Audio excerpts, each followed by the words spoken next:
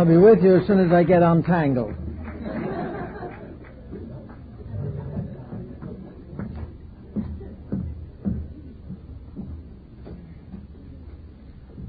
Well, this morning we have a rather important but controversial subject. I think nearly everyone remembers the idea of the ancients that money was not a commodity, but a convenience. Now, we got that point rather badly confused in recent centuries. Today, we have lost sight of the origin of the financial system. Back in the primitive times, a man came to barter. He bartered what he had for what he wanted. If he had 4 sheep, he might get 1 camel, and everyone was happy. A little later, it was simplified. Paper receipts were passed about. It became a little inconvenient as civilization became more complicated to try to carry the collateral with you wherever you went. You wanted some way of arbitrating or shopping or exchanging various commodities.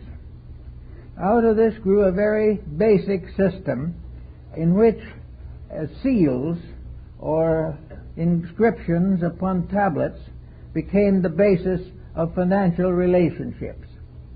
As early as the beginning of the Christian era, the Chinese had a system of financing which was based upon the number of deer in the imperial preserves. The money factor was printed or painted upon deerskin, and the whole system was conserved in the person of the emperor. As time went on, all these things changed, and we came to the beginning of a more or less organized system of establishing values. We know, for instance, that in early Virginia, the prime rate of exchange was based upon tobacco. Tobacco was currency.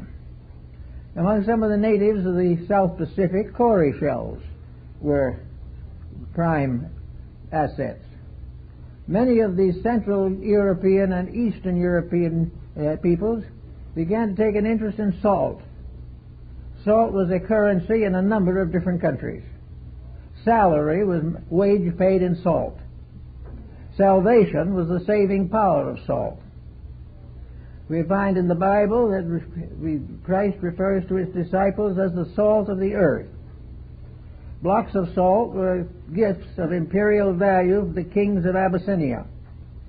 All kinds of different devices were advanced to meet the need of exchanges.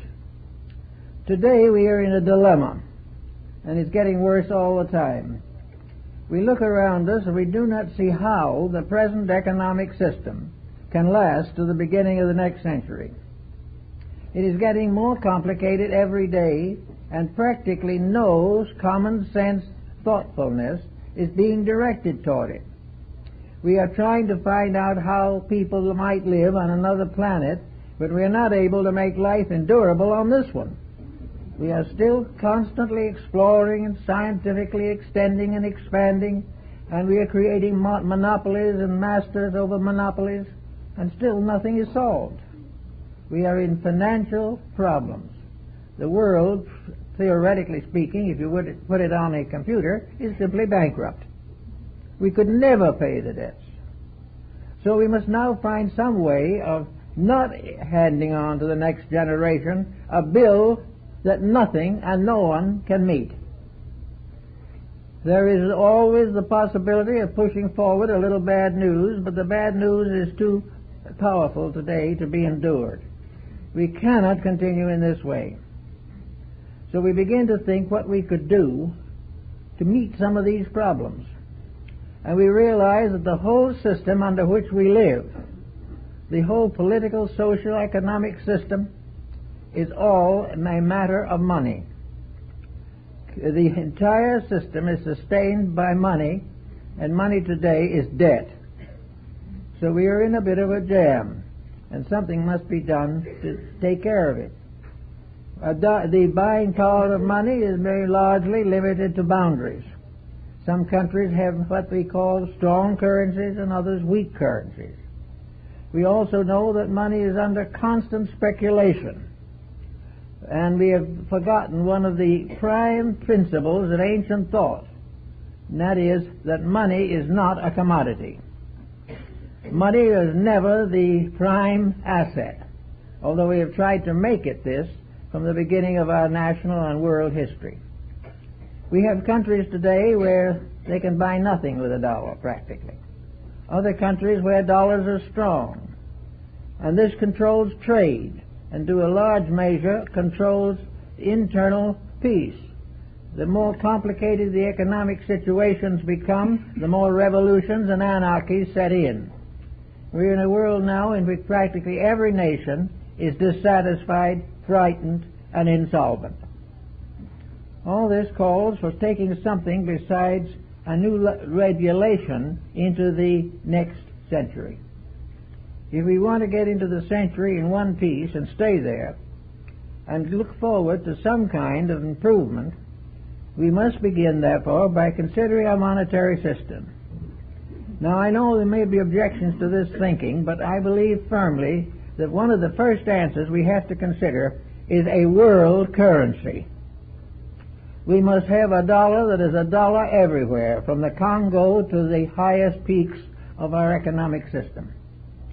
Now, a dollar being a dollar everywhere requires certain basic considerations. In other words, the prime asset of a sound financial system is the population itself. Humanity is the prime asset in his own banking system. It is not what he has, but what he is, that determines whether his system will endure. Therefore, it is not a question as to whether some nations are too poor for a standardized banking, or some are too rich to want it. The answer is very simple. The great asset is humanity, and therefore this is the basis of all security in economics. That means that no matter how poor a country may be, there are others that are more wealthy, but it will even off so that it is possible to have a world currency. Now, certain changes have to be made to make this feasible, but the basis of it is that there is no longer any need for this continuous changing, exchanging of imports and imports, tariffs and all this type of thing. If we work upon the basis that what we are selling from buying is humanity. We are not simply buying cars and exporting engines. What we are doing we are exporting labors of human beings. And we are working with a unit of approximately 6 billion human beings, and they are the prime asset of the world. And when we start to make this prime asset unendurable or incapable of surviving, then we are doing the same thing to the world that comes with an economic panic on Wall Street.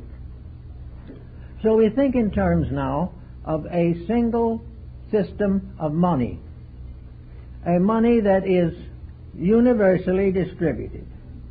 But we will not necessarily mean that this is the end of the banking system. It only means that we're going to have to turn to a world bank. Now, a world bank has some advantages, but if it is carried on with too much political interference, it would become a disaster. But a world bank should be the power that handles the prime asset, the integrity and probabilities of profit for the whole human race. Now, this could be an entirely new setup, or it could be simply a transferring of machinery. All the little banks all over the world could stay, but they would stay as part of a world bank system. It would be based upon the concept that wherever you go, as the English used to say, a pound's a pound the world around. There would be no more conflicting or disparaging of various currencies. There would be always this one total supply. If all the wealth of the world was under proper control, there could never be poverty. Poverty is unbalance. Poverty is somebody working for too little and someone else making too much. There is no reason why, on a financial basis, humanity cannot be self-supporting. It can become capable of handling its own future without interference from outside forces. Irregularities of management are one of the causes of disaster. Now, the idea of a World Bank can be regarded as the basis of something else that is very, very necessary to make it a success, and that is the abolishment of one of our favorite industrial principles. As I believe it was Ben Franklin observed rather Wiley, that there's always trouble when we borrow and lend.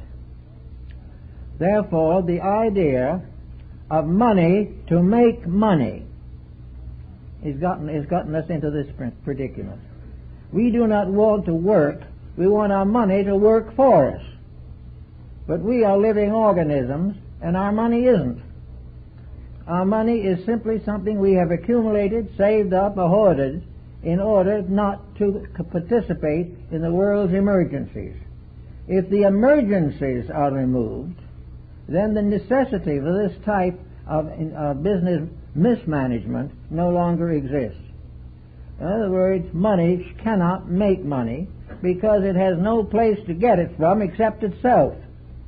And this is the beginning of something that is even more difficult to study and analyze than the curve of the cosmic compendium. There is no way it can be done. So we have a new idea in the form of a banking system which neither loans nor borrows. Because it neither loans nor borrows, it cannot be manipulated.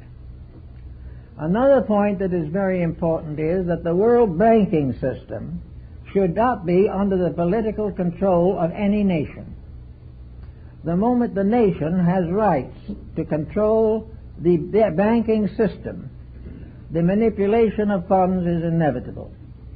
Therefore, the nation, like the individual, would be required to depend upon the World Bank to do its banking.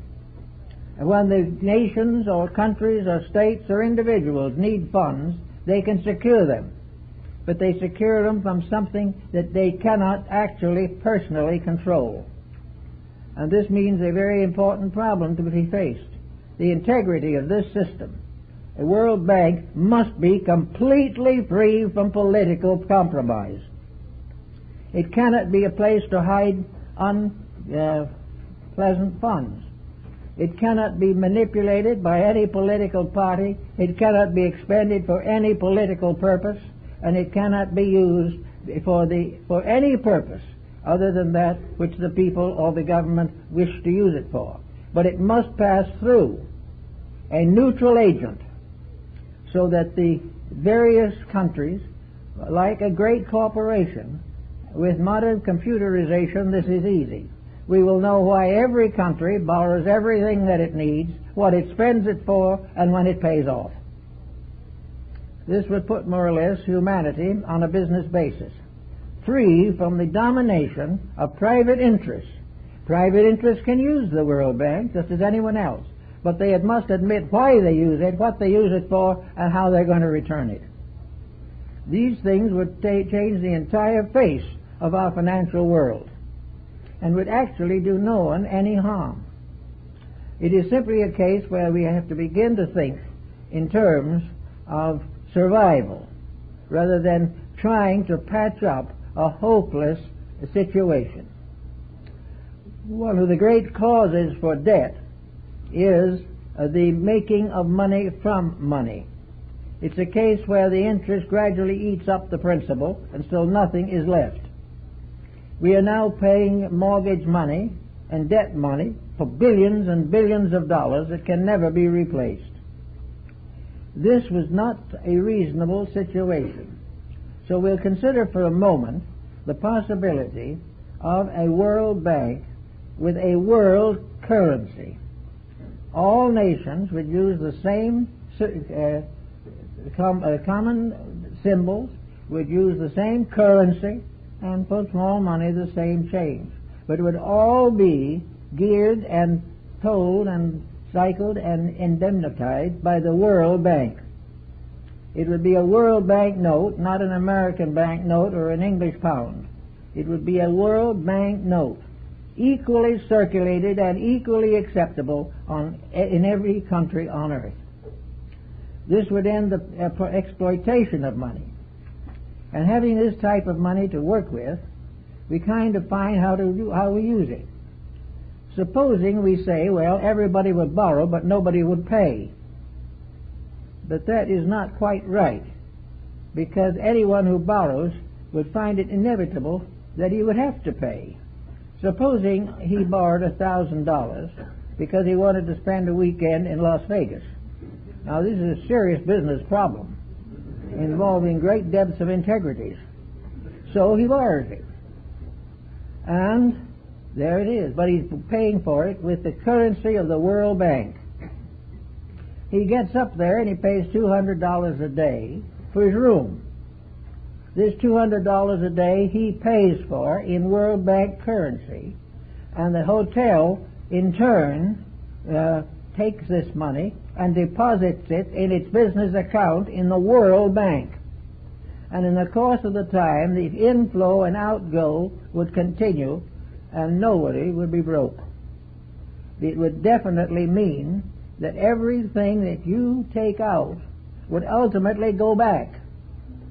And without interest or without usury or without any problem of this kind, all you take out, all would go back. And at the end of any given length of time, theoretically, the World Bank would have exactly the same capital. This in end also would begin to create a certain censorship, which we desperately need. We do not know where our money goes. We do not know what we spend it for, or how important things are. But we cannot go into bankruptcy from extravagance if every bill that we pay for our extravagance goes back to the same bank. We have a system in which, while we may take it out in one piece, it will go back in several pieces as we spend it, but it will all have to go back. There is no mortgage, no usury. There is nothing that can prevent 100% of what we take out ultimately going back 100%. And if there is no detouring for private interests, we can keep a World Bank going indefinitely, far into the future of things. And it will increase with the population of the world, for it is a living, total institution for a living, total world, and not a series of private institutions trying to run each other into bankruptcy. The bankruptcies of various forms of business that we know at the present time are very largely a matter of chicanery in relationship to financial affairs. We know beyond any question of doubt that many contracts are given for all kinds of national defense and national insurance. They are all padded. Everything is more than it ought to be. Everyone is concerned only in profit, because profit creates leisure for someone or wealth for someone at the expense of the rest. There is no way of handling this unless the very process itself is broken. Otherwise, we will be able to elect even the most honest person, and in a short time they will be picked up in this miasma that we call capitalism. Now, capitalism isn't bad. There's nothing wrong about it. The only thing is, capitalism is a dream for all humanity and not for a minority group. Capitalism is equality, it is democracy. Capitalism is the right of everyone to what they need, and democracy is the proper government by which they can attain it. Therefore, there is no conflict here. The only conflict is that the World Bank is the final capitalist, and it is administering the wealth of the world to the world for the good of the world. If it is at any time chartered off into the keeping of any private group, the same problems we've always had will come back. It has to be a complete system in itself. We have something a little bit close to it in the postal system of the world, which now recognizes the postage stamps of other nations and altogether forms a postal union in which each country agrees to handle the mail of all other countries. Now, the postal union could be a little example of the need of a great banking union, a union of the distribution of the world's funds. It could be well provided for catastrophes and matters of this kind. We wouldn't be required to continually raise funds for disasters and catastrophes. It would be that all we have is available to all of us all of the time. And this does not mean that we will be very rich or have the complete control of money, but it means that we will be free from the burden of fear, burden of unemployment, and burden of political dishonesty. We will find that all branches will become more honest when the medium they handle is honest and those handling it are honest. Therefore, it seems very important that a World Bank never come under the proprietorship of any nation or any group of nations. It must be available from all to all. Now, if you carefully consider this, you'll realize that the Chinese had somewhat of this idea in their system of agriculture. The Chinese, the Taoists particularly, used water as a universal symbol of life. So we can say for a moment that water and wealth, or water and the financial structure, have something in common. It is water that makes the fields green. It is water that carries the merchandise down the rivers to the sea. And all of these things are part of a universal natural process. The water flow is continuous, but according to some experts at least, there is never actually more or less water in the world. It is variously distributed in all kinds of ways. It exists in three primary forms: in the forms of a gas or atmospheric sustaining, a liquid, and a solid if it is frozen. So water becomes a symbol available to all peoples of the earth. And it begins in the mountain. It goes down the sides of the mountain and flows into the stream.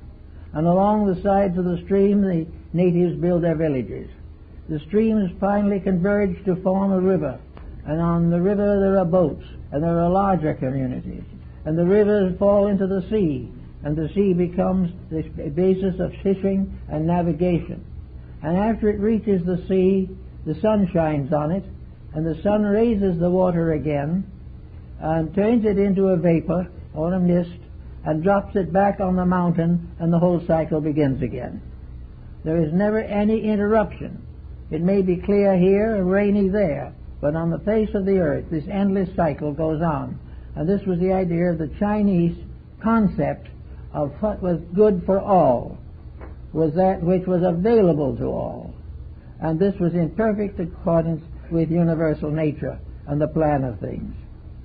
So if we are watchful with this problem and can do something to stimulate proper attention, we can end forever most of the problems that arise from wealth. The primary problem, of course, is poverty. The secondary problem is crime. The third problem is sickness and death. These things are all affected to some degree by the instability of the economic system. Health is damaged by the exorbitant cost of medical skill. Medical skill is the result of small groups or small nations or even large nations individually handling their health problem. We've reached a case now where anything that is of importance to mankind must be handled collectively. We can no longer have all kinds of separate ways of trying to solve one problem. There is only one possible solution, and that is common sense. And until we come to that, there is no answer. We can never prop up the present system into the next future with any security. We are going to ultimately be definitely damaged and perhaps run into the final bankruptcy, which we do not want. And it is very difficult to realize that this bankruptcy is due to wealth and not to poverty. The bankruptcy is due to the fact that we mistake the structure of nature. Nature moves collectively. The old planet we live on lives and develops and survives for the good of everything upon it, whereas man, being a small fraction of what is on it, spends most of his time trying to destroy the rest of it. He destroys natural resources, he wastes them. He does everything possible to make something for himself and leave nothing for the future. He doesn't realize this, but he is doing it every single day. We are simply pushing off the bad news so that our children and their children must carry the weight of it. This will not work. It cannot succeed. It will lead from one tyranny to another. Tyranny is mostly due to the centralization of power. That is the opposite of what we term democracy.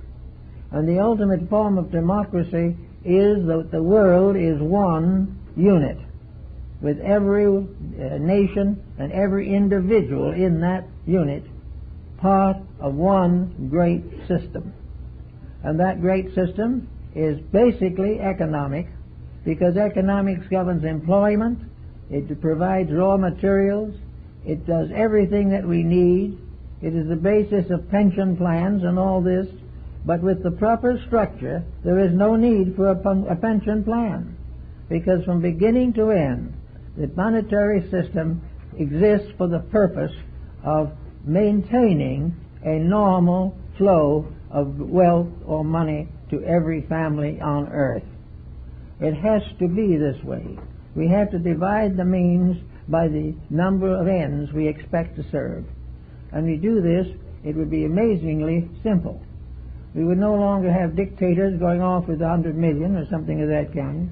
We would no longer have these vast contracts that we don't understand, because these things would be all subject to the actual flow of world resource and would be completely out of the hands of political groups. This can never work if a political group can control the wealth. It can only be true where the world's necessities, values, and commodities control all classes and are served equally by all individuals. Even now, with the late start, it would be quite possible to make some steps in this direction, steps that would get us away from the continual fear, danger, and anxiety about tomorrow. We are tired of the ups and downs of the stock exchange. The stock exchange is no answer to anything. It will make one man a millionaire today and a pauper tomorrow. There is no security here. And there is constant finagling, constant ulterior motives. And one thing that a different, truly proper system would be to help to advance virtue by not rewarding vice. We should not employ and reward individuals for their dishonesty. We should not allow the making of money to conceal the lack of integrity. Now we can say that the whole situation rests on integrity. No system without integrity can survive. But one of the best ways to improve integrity is to lower the probabilities of lack of integrity. If we make dishonesty less profitable, we will automatically have more integrity. And this in turn will gradually reveal the values and the securities and the well-being that integrity alone can make possible. The idea of integrity at the base of civilization is the only hope any civilization has of survival. And world integrity is the guarantee of our world and survival and going forward into the next century with some hope of peace and integrity. These things should be taught in school. The school child should be taught that poverty is not necessarily our heritage. Poverty does not mean that in spite of anything we can think of and anything we can do, the poor will be with us always. Actually, poverty now, with 6 billion people, as creating produce of one kind or another, scattered over nations which are gradually becoming literate, raising their standards of culture and education, there is no reason why the gross product of the earth should not sustain mankind with dignity. Now, this dignity is something most people are a little bit afraid of. There is not too much love of dignity in this world. Most everyone wants what they want right now, regardless of what it costs. But they do not remember so well what it cost them when they lost everything they had. The problem is that any system of ethics must be gradually supported by the cooperation of those who it serves. Without this cooperation, nothing is possible. That is why nature, in its infinite wisdom, does not bring a reform until the present condition is intolerable. We won't change until we have to. It's just like the individual on a narcotic. You can give them all the cheer they want, but a great many of them prefer to remain narcotics until the end and have one great big high before they die. Well, the world at this moment is much in that condition. We're on the verge of a big high before we die. Nations, countries, districts, cities, families are all sick. They are all problemed by situations which they cannot solve. So the only thing that seems reasonable is to have one great big flash before it all ends. Unfortunately, nature doesn't see it that way. Nature is not going to let us destroy ourselves, but it is going to force us to correct our ways. It is going to force us to realize that we are one family and that there is a lot of work to be done right here before we devote too much time and energy to outer space. We've got too much that needs to be done here. The unsolvable problem is relationships in the levels of humanity. These are the things that have to be solved. In order to solve these problems, we either have to arbitrate them through intelligence or fight them off with rebellions and all kinds of atrocities. We have to solve things by making them honest. We have here on this planet all that we need for security, but it is not available to us. It is mortgaged, it is owned by somebody else, it is part of a great cartel, or it is under political influence that is adverse to the public good. So we have to recognize the need of setting up the skeleton framework of one world concept. Our communications tie us together. We listen to the same programs on television. Various trades are being interchanged. We are making things for people all over the world, and they're making them for us. We are in business everywhere. But too much of our business is monkey business. And until we clear this up, we're not going to have the securities that we need. There is absolutely no need for mortgaging of anything. There is no possible reason to borrow or lend, because everything we can borrow only, actually, from the human wealth. And the only thing we can pay off is with that human wealth. And if we set it up properly, we are now stepping into the next stage of world affairs. We know today that there are United Nations movements. There are various groups trying to bring together people to a better understanding. But most of these better movements are limited and restricted by the financial equation. Even the countries they represent are not willing to make any sacrifice for the common good, or very little sacrifice. All these things have to be taken and put into a new pattern. One world, one family, one source of labor, one work, and one reward for labor. Labor can be anything from digging a ditch to studying through telescopes or in laboratories. It can be in business, the sciences, the philosophies, or the religions. But in any case, wherever it is, it must be part of a one world structure. Must be no longer any barriers. In religion, this means religious tolerance, absolutely. It means that everyone is recognized as part of a religious world, and we pick out of religion everything that is necessary for the moral growth, ethical standing, and integrity of the human being. And under whatever name it comes, we recognize it and respect it and support it. The proper control of wealth could be the greatest moralizing agent that we know, because money is so important to most people that the control of it, the direction of it, and the proper use of it is a new educational pattern that should be begun and augmented in the public school system.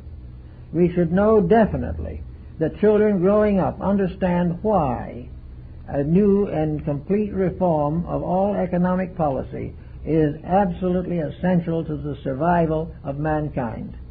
Lacking this and continuing in our present course of hating each other, fighting each other, we will finally be all victims of some form of atomic disaster, or simply starve from the complete destruction of our natural resources. Waste is failure to recognize. We do not think now much about how other people use what they have, as long as we do what we want to with what we have. But if it finally becomes obvious that what everybody wants to do is important to everybody else, and that any misuse of values damages not the person that it was intended to damage, but the whole of civilization, we are coming to the point where we are one people, and we have to be. This means education should be pointed in this direction. We should learn, along with reading, writing, and arithmetic, the importance of the one world process. We see it coming. We see one nation after another fighting for liberty and falling into slavery. All these little countries now are trying to be separate again. But in being separate, they take upon themselves all the burdens of a major power. The little separate nation is struggling desperately to survive financially. It has to borrow money. It has to mortgage its own future. It has to do all kinds of things in order that its little country, which is not much larger than somebody's backyard, contains a true and completely autonomous regime. With money, they get a little richer, then the dictators move in and take the money and leave the country. It is all verging toward this problem that the abuse of wealth is a form of suicide which the country has to face. We cannot continue the present course of action without desperate consequences. So we must begin, perhaps even in our own families, to recognize that cooperation is the only source of strength, and that cooperation is best advanced when it establishes a pattern which others can follow and build and work with. There is no reason at all why we should ever have to have old age pensions, or we should have to have Social Security, or we should have to have insurance of any kind. If each individual is backed by the rest of 6 billion people, there is no possible way in which he can fail to have what he needs. Because actually, no matter how much he gets, no matter how much he takes from this bank, the World Bank, at the end of 100 years, there is exactly to the dime in that bank what there was when it started. Because no matter what he does with the money, it goes back into that bank, indirectly. In the meantime, he gets the hospital work that he needs, or he gets the dentistry that he requires. But the dentist then deposits the money. But little by little, everything comes back. There is in this concept something against the feeling that we have that monetary systems are temporary. We judge them by paper notes or silver currency, and after many years of desperate striving, a small committee got it possible to put in God request on the paper money. It's not only we do not trust in God, because if we really trusted in God, we would do those things which have been advocated and endorsed by the great religious teachers of all time, namely that the ultimate end of all things is the brotherhood of all that lives. Now, there's no brotherhood in competition. There is no brotherhood in exploitation. There is no advance in civilization by hoarding up something that must then be taken by disaster or conquest. The end of conquest comes if the average dictator was not able to look forward to taking over the prime assets of a nation, he would soon be in some other line of business. It is not any use to anyone to do what we do today if we cannot have more than our share of the realities of life. Now, this does not mean that we put a top on incomes. That has been one answer that has been advocated, but has had very little support. We don't need to do that. The tax upon incomes is unimportant, really. If we remove interest on mortgages and a few of these fancy trimmings, there is absolutely no need for any limitation upon not reasonable income. It is the fact that this income is exploited, the whole theory is exploited, that we get into trouble. If a man makes $1 million and somebody gets half of it for building him a home, that half goes back to the World Bank. The plumber, the paper hanger, and the garage man takes another piece of it. And in the course of a reasonable length of time, everything that was given to that man out of the World Bank is equated by a similar deposits in that bank. All the people the original borrower bought for have in turn been paid, and their payments go back into the bank. And it goes back time and time again. There is no loss. There is no way in which anybody can borrow the bank out into bankruptcy. There is no one can run that bank or force its closure. It has no stockholders. It has nothing of this nature. It is a simple and direct manner by which we can serve the population of the world by organizing the good which the world has to offer, the beauties, the ideals, the principles, the educational factors. It inspires invention and does all these things, and most of all, it gives the individual the sense that he cannot go broke. He cannot go broke for a very simple reason. He never had anything. He can't lose it because the complete world pattern, his world, has it. And that world makes it available to him when he needs it. But there is no reason in the world why the individual should have a home foreclosed on him. There is no reason why he should lose his job. Hey, Jim, wake up. There is no reason why a new invention should put tens of thousands out of work. Yeah, I'm on my way. There is no reason why, or any particular thought in connection with these problems that is sensible or real. We are in a world where we can be safe, but we cannot be safe and utterly selfish. Selfishness is one of the problems that we have. We look over the human character and we compare this character with the admonitions of Scripture, for example. And we can use either this religion or any other major religion. And we will find that our living is inconsistent with the religions which we claim to believe and the denominations which we belong to. We are reading about them, but we are continuing to leave uncorrected the selfishness and self-centeredness within our own natures. The only way we can really overcome this is to see a plan big enough to challenge us. We can see a plan in which it's no longer necessary for us to have an army, because the financing of an army is no longer the privilege of one country.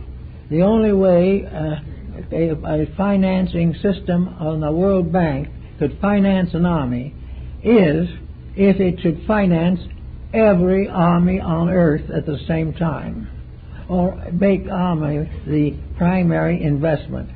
And if we had all our earth money in the form of weapons, and every one of our countries was producing these weapons for defense, who would we fight? We'd have to go out and find another planet to use it on, because our own structure has destroyed, if it is properly maintained, has destroyed all need for armament. We no longer are going to have two countries fighting each other, because both will have to be financed for the same bank. And that's going to be hard to consider. And it also will have a very large effect upon taxation of all kinds. The proper management of human affairs will give us a quiet world in which to live, a world in which most of the folks will be doing what they most desire to do and not be the victims and pawns in the hands of a vast political and economic mercenary system. We can have what we need, we can have it, and when we get sick we can call on it, because the whole complete system can come to the aid of one person, whereas now there's no such a possibility.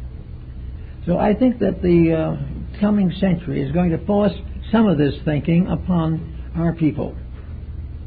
We're going to have to face the impossibility of the present situation. We cannot continue to exploit the natural resources. Traffic situation alone are becoming impossible. We are exhausting the basic resources that took nature millions of years to build up.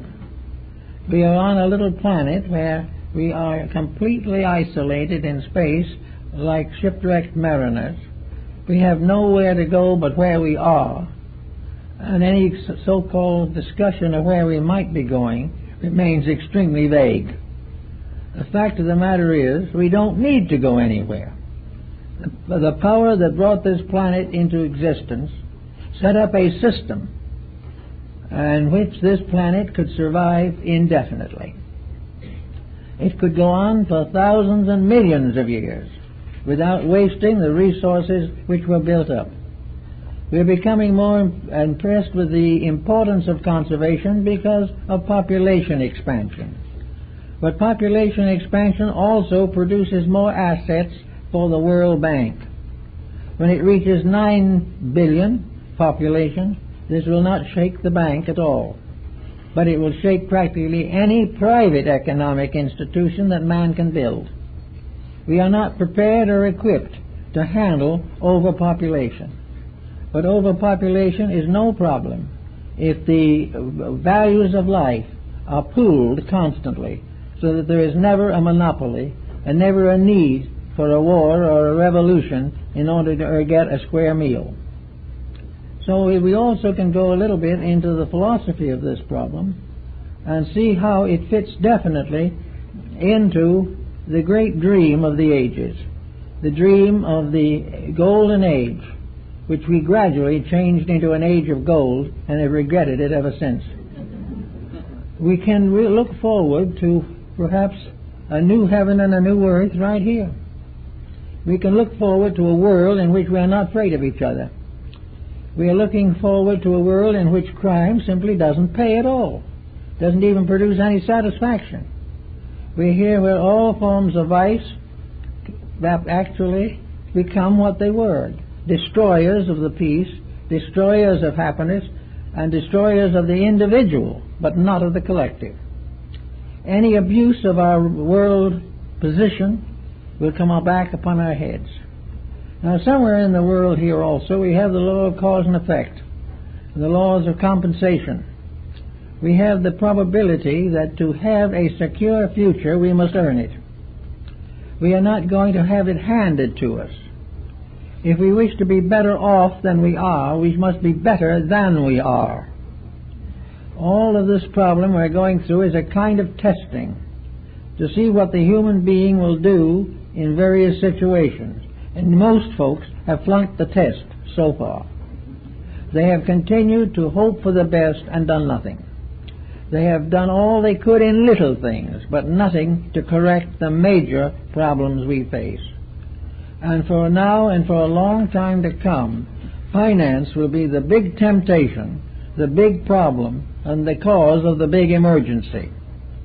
Unless we can solve that, none of the other things we try to do will accomplish much that is of permanent value. We have to solve this problem. We have to find out how we can keep 6 million people on this earth without any of them being hungry. We cannot take the viewpoint of certain militarists that we'd be better off if a few 100 million starve to death or get murdered off. This is not nature's answer to anything. It is not human answer. But in desperation, we destroy ourselves and each other. The answer is a puzzle, maybe, a game, a challenge, something about which the greatest scientists that we know might have something to think about. Here we have a problem that's suitable to challenge our greatest thinkers, our greatest scientists, mathematicians, economists, everything you could think of. The challenge of making humanity a practical form of existence in the world we live in.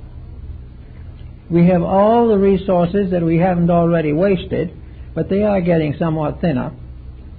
We know that we are continually building for further difficulties. We know that we are polluting the atmosphere, polluting the earth, and polluting the water. That we are doing everything possible to destroy ourselves. And here we sit back with great problem, great delight, and so forth, to try and find out whether we can make a medical transplant of one human head onto another body.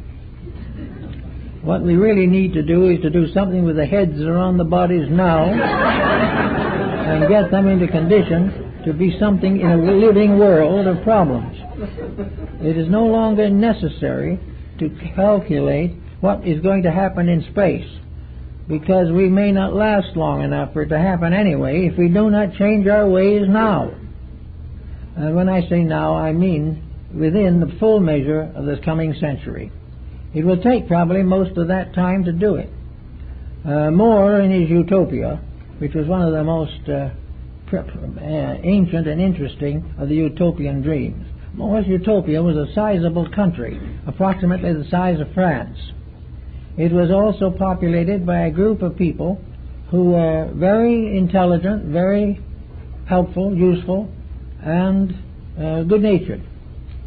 The entire country, the More's Utopia, had no medium of exchange. There was no monetary system in Utopia. But if a utopian wished to go out into the sad, cold world of high finance, the country issued him money to take care of his trip, and said they never expected to see it again. Also, for value, they used only primarily the word of the man or woman. A person's word was absolute. If he said he would do it, he did it. No bonds, no mortgages, nothing. He would do what he said he would do in exactly the way he promised to do it. And as for gold, which has become so important to us, he thought it would be, in Utopia, it made a very attractive cover for plumbing. Nobody wanted gold.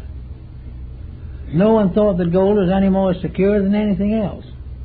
Well, today we have a system in which gold is the most secure thing we have. But there is something more secure than gold, and that is human integrity. Until we have that, we can't even take care of the gold. But while we are telling how strong and superior and wonderful it is, the thieves have broken in and stolen half of it. We cannot do with anything without improving the basic values of life through a proper cooperation of effort on levels of high finance, high economics, high computerization, and all the things we're working with at the present time. We have computers, but without morality they will add simply more to our load of sorrow. We had the motion picture, which was going to do great things. We're still waiting for the great things, but most that we're getting is ads, which are becoming more numerous all the time. We looked to all things. Higher education was going to do it. The great telescope was going to reveal all. And here we are, troubled to the very extent that many, many people see no hope for the future. We have no actual consecration. Education must be turned to use. No person is educated who does not know that cooperation is more important than competition. No one is educated who does not put the common good above his own personal desires. And there is no one educated who is not ready to stand up and defend integrity wherever it exists. These things we are not doing anything about. Our schools won't permit the discussion of morality even. Our various lines of business consider all integrities a debit and a source of financial loss. But what they don't tell us is that finance is losing itself. the whole financial theory is proving its own lack of value. We are constantly trying to trade ourselves in and out of some other country. We're trying to build up gross profit. We're trying to get some other country to take something we don't want while we take something they do want. This is all the same. Every day the same news. Another big cartel is being sued by the government. There is no end to this. And here we are, presumably, the most progressive, the most enlightened, the most fortunate group of human beings that ever inhabited the earth. We have come through many, many beginnings in order to reach this high degree of what? A kind of economic cannibalism. A constant process of devouring each other's hopes, beliefs, dreams, and ideals. So we have to do something to get into that 21st century. And one of the things we have to do is get in there in a group. We've got to go in as a civilization dedicated to progress and not to profit. Or rather, perhaps realizing that progress is the only profit that is real. We can do this a little bit, at least, by gradually becoming accustomed to the idea of sharing rather than grabbing. We can also gain some consolation out of watching other people have a good time and not being jealous of them all the while. Today, anyone who is happy is a victim of jealousy, regarded as either a thief in disguise or a dim-witted person. We cannot even accept the idea that anyone can find happiness or growth. Yet by degrees we are developing a new kind of people. They're showing up here and they're showing up there, but they are people who are beginning to realize where the trouble really is. That now is the time when we must get ready for a major change. That we cannot go on much longer making identically the same mistakes as our ancestors. We are no better off morally and ethically than the Phoenicians were 3,000 or 4,000 years ago. They took good care of their friends, hated their enemies, and killed strangers, and we do the same thing. We do not have any understanding of what 3,000 or 4,000 years of civilization has done. Now we have a few, in that course of time, we had a few civilized people. We had a few people who saw the truth and realized what it meant.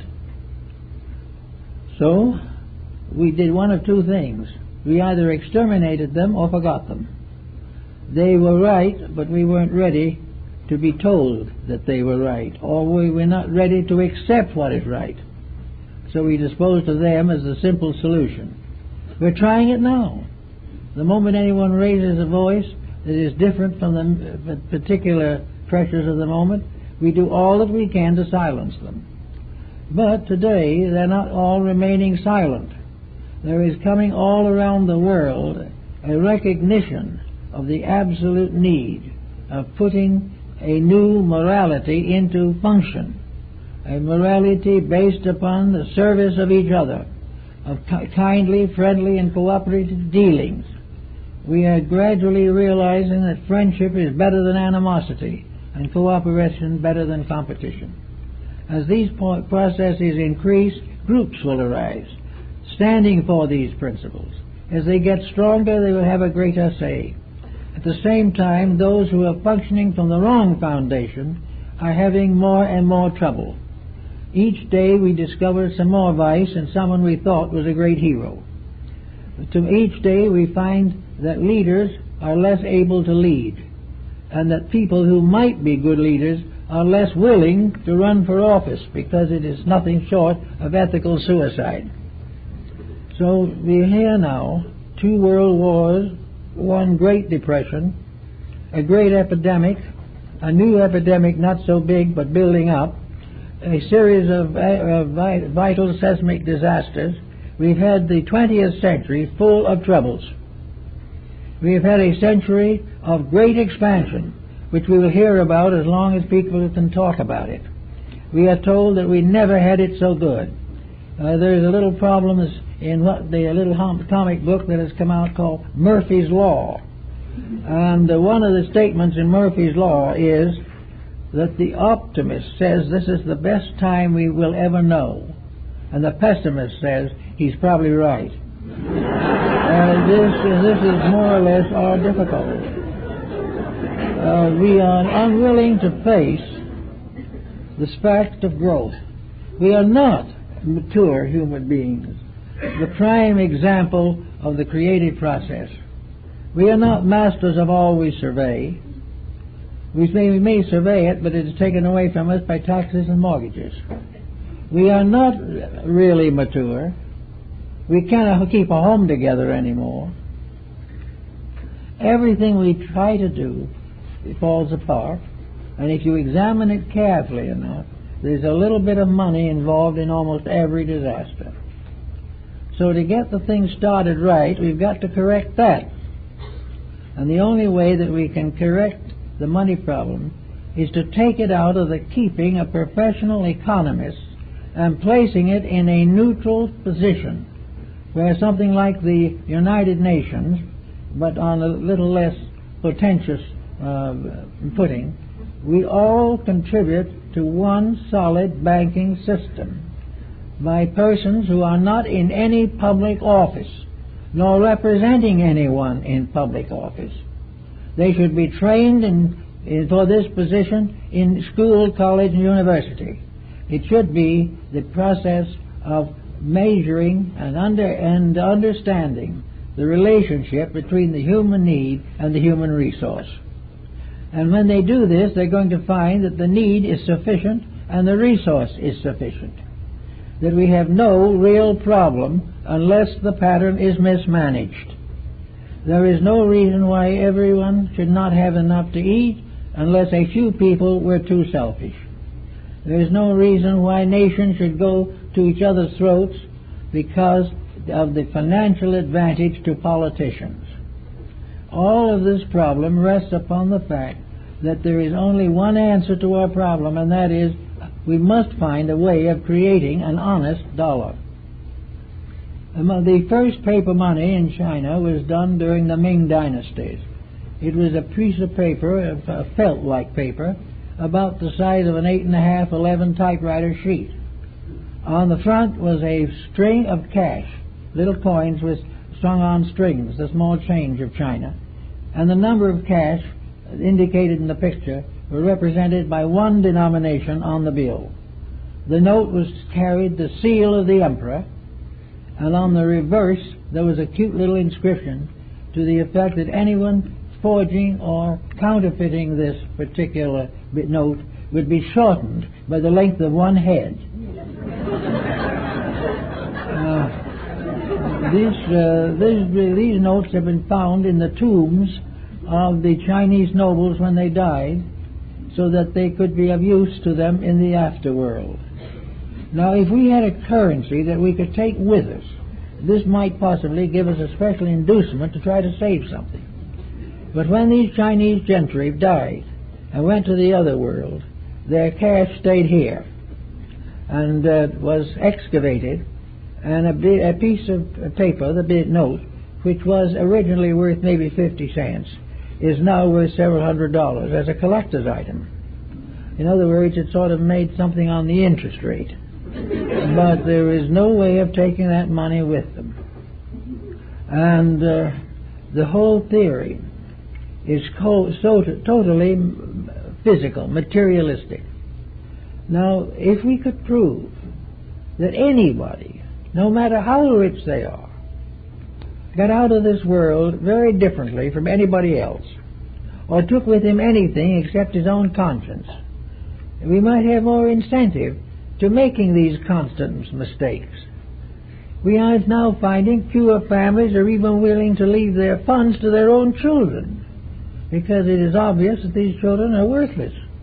This is becoming a great problem. They are only the individual who leaves $100 million to his children will probably create only 4 or 5 more narcotics addicts, because they'll have plenty of money to buy drugs with. It doesn't work at all. The only thing that can work is integrity. It has to start by being true, by being right. And the only way is have handling money is so arrange it that thieves cannot get hold of it, or cannot exploit it, or cannot loan it to each other for 20% interest. All of this high finance is the result of money being under the control of government, or as a phase of the national governing factor. The government has the right to demonetize or increase the management of money.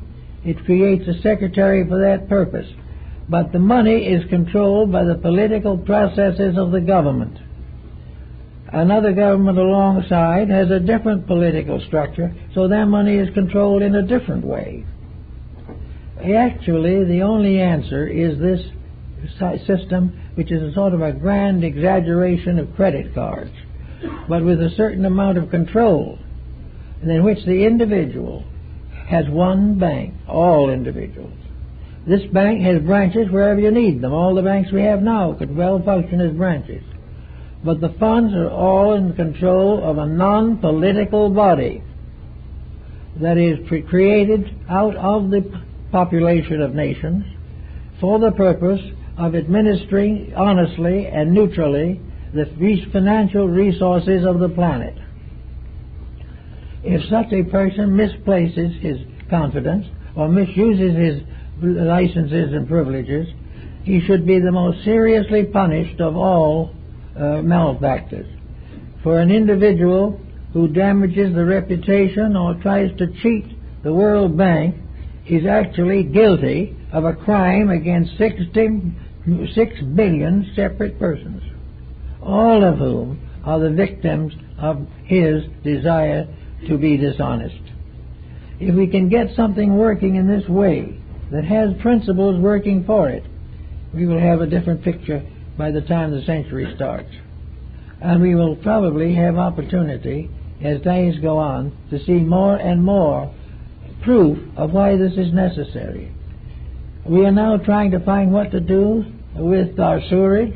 We are trying to find how to get something to take the place of our petroleum. We are out for everything to balance the debits and credits of national trade balances. All these things are fussing. They are little things that should never exist. We should never have to go through all this process in order to survive. We should never go through all these compromises in order to succeed. They represent a tremendous straw figure that has been built up through the ages and has been rather considered a god of wealth, a god of evil, that wealth has become a thing of ill. It is not because of it being an asset that it is evil. It is because it is not honestly and properly administered. If we do have a process by which computerization can prove what happens to money, can prove who gets it and how it gets back, and we can prove that 100 years from now that maybe 50 billion accounts have been made upon this resource. People have borrowed it for everything you can think of. They have borrowed it for mortgages, they've borrowed it to educate their children, they've borrowed it for a weekend vacation, they borrowed it for clothes or for food or for cars, anything you want. They may have even borrowed it to take it over to Reno and lose it. But it'll all be down. Yet at the end of this great length of time, the flow is such that the World Bank will be exactly the same in size and have just as much on hand as in the beginning. There will be no loss because of the stupidity of any individual. Because no matter what he does with the money, it will go back into that bank. If he loses it at Las Vegas or Reno, it will still go back to that bank. Whatever he buys with it, he has to pay for. And the person he pays will in turn have to deposit it or spend it again. And slowly it will work back to the World Bank. This would be a complete conservation and would leave at the end no world debt. The way we're going now, if there wasn't some control on it, Well, in the next 100 years we'd owe so much we couldn't even dream of paying the interest on it. But if you have a world currency, a world structure by means of which there is no longer any malefficiency, there is no malfeasance in the relationships of business, there is no subterfuge, no dictator goes off with 50 million. All these things cease because there's no need for them and no reason for them. There is no profit in them to the individual who is now dishonest. So one of our problems we have to face is to make honesty more profitable than dishonesty. And we can do it. We can not only make it more profitable, but infinitely more popular. And we will have a little time in between all these exchanges and interchanges to sit down and be friends with people. We will know each other better. We will not be afraid of each other. We won't spend half our time raising funds for some cause or other, or trying to get together a group of people to get rid of some councilman or something of that kind. All this type of thing is tied to money. It is tied to some way of making a little more out of a bad situation. We've just about reached the end. Just one more major upheaval, and we will be in very, very serious trouble. And we will always be in trouble as long as each nation creates its own currency. We will be in trouble just as they were in Germany and Hungary and Austria. After World War II, it cost as much as 25 billion pengos to mail a letter. The inflation was so bad that everyone was wiped out. And the people who were wiped out weren't the ones who were obviously responsible. But if there had been a different type of control in the first place, there'd have been no war. And if there had been a national emergency requiring a great expenditure of funds, it would be available, and in less than 10 years would be completely paid back without anyone owing a nickel. There is a way of doing it. And we don't know just when it will be used, but it will have to be used only probably when things get just so bad you can't do anything else. But when it gets that bad, don't worry. It may hurt a little, probably hurt all of us, but don't worry. The worse it gets, the sooner we'll cure it.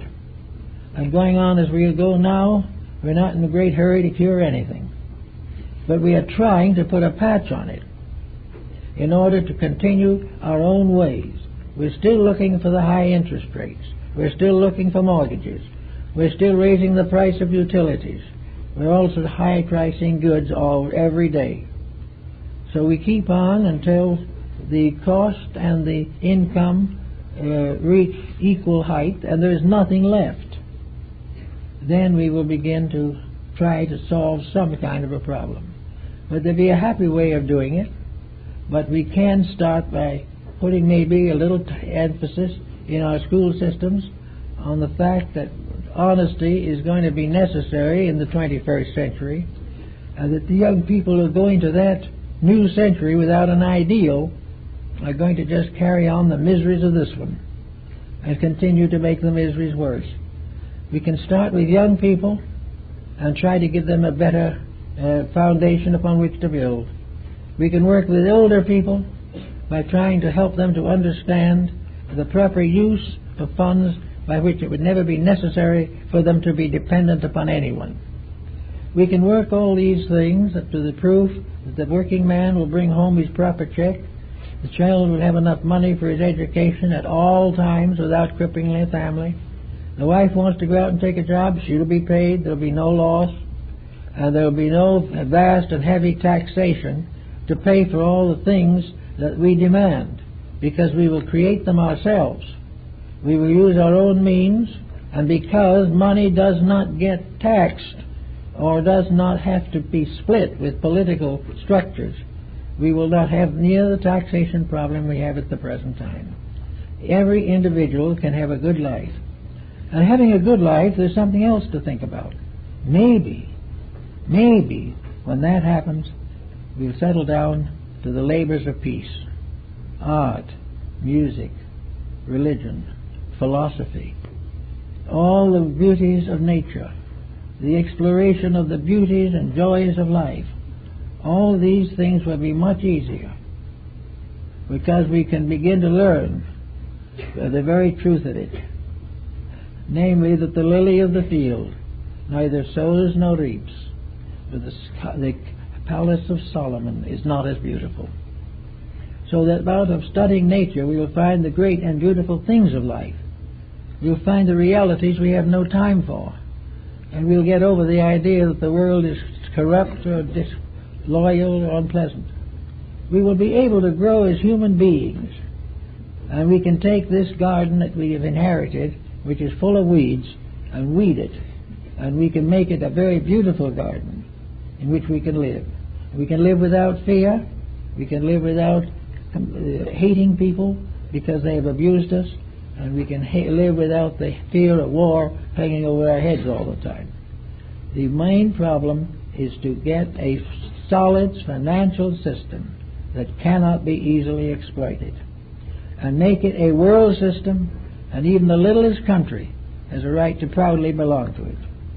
And then all will go out for a nice trip. You'll take the same wallet with you wherever you go. And the goods you buy will be the same price in every nation. And that price will be fixed by values of a banking system based upon productivity of peoples.